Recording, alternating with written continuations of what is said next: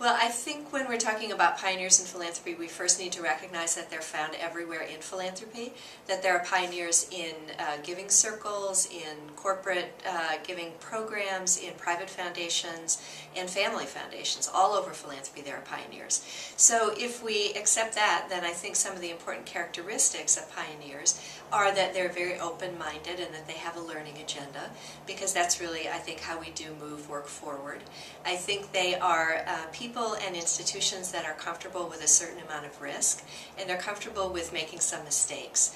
And I think that's important because it is through making mistakes that we hone our craft and build our capacity.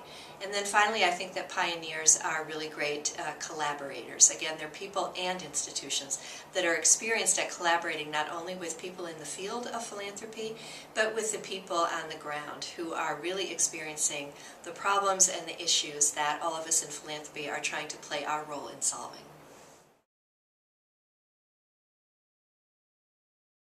Well, I think practitioners in public foundations bring several unique kinds of experience to the GrantCraft community.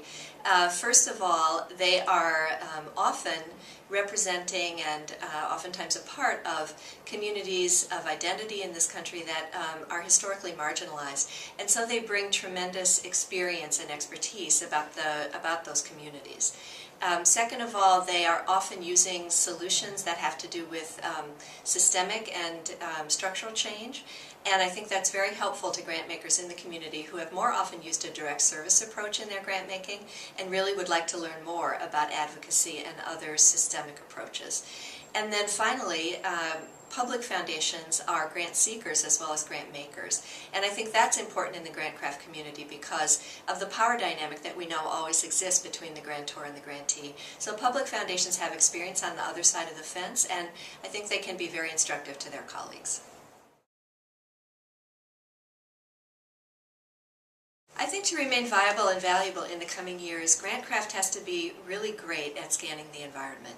We all know that our world is changing so quickly now and in so many different ways and has become quite complicated, and it's really important that grant makers be very well informed about what's happening on almost a week-by-week basis.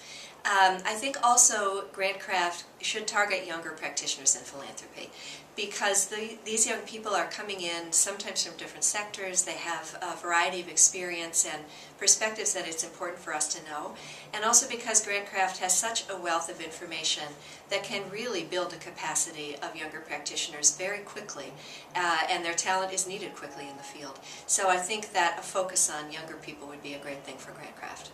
So that's what I think would make GrantCraft more valuable and viable in the years ahead. But I'm interested in what you think, and I hope you'll tell us. Thanks.